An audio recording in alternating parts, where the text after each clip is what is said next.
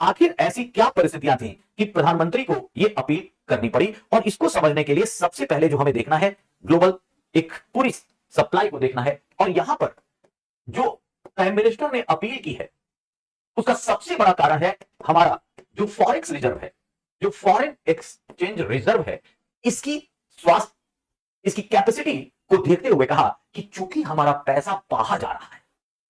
ऐसे ही आप लोग देख रहे होंगे कि पिछले कुछ समय में डॉलर के मुकाबले रुपए की कीमत गिरी है, और रुपए की कीमत गिरी है, रुपया कमजोर हुआ है, तो इसकी एवज में, और यही कारण था कि भारत फोर्थ लार्जेस्ट इकोनॉमी से गिरकर सिक्स्थ लार्जेस्ट इकोनॉमी हो चुकी है जीडीपी के आधार पर। ऐसे में सारी चीज फॉरेक्स रिजर्व से है, और यहां हमें देखना है कि हमारे यहां से डॉलर कितना बाहर जा रहा है। जब हम इस मुद्दे को देखते हैं तो आखिर स्थिति ऐसी क्यों बन गई है, इस बात को समझने के लिए एक सबसे पहले, जब भी हम इकोनॉमिक्स की बात करते हैं तो बिना आंकड़ों की बात नहीं कर सकते।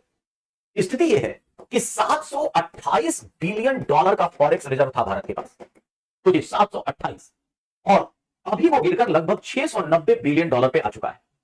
इसका मतलब कुछ ही समय में 38 बिलियन डॉलर हमारा फॉरेक्स रिजर्व कम हो गया। अगर फॉरेक्स रिजर्व, जो हमारे पास फॉरेन एक्सचेंज रिजर्व है, किसी भी देश की अर्थव्यवस्था के लिए बड़ा जरूरी होता है कि हम कितने महीनों तक, कितने सालों तक आयात कर सकते हैं। फिर भी डरने की बात नहीं है, भारत उन देशों में आज भी लगभग 11 महीने हमारे पास इतना पैसा है कि हम आयात कर सकते हैं।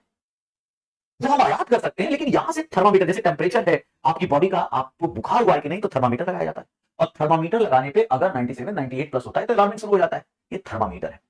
आखिर इतनी तेजी से पैसा क्यों कम होने लगा, आखिर फॉरेक्स रिजर्व क्यों घटने लगा, और जब एक हफ्ते में ही देखा गया कि लगभग 10 बिलियन डॉलर की कमी हो गई, तो उस परिस्थिति में प्रधानमंत्री को यह अपील करनी पड़ी, और इस अपील में है कि भारत का पैसा, भारत कैसे आयात को कम करे।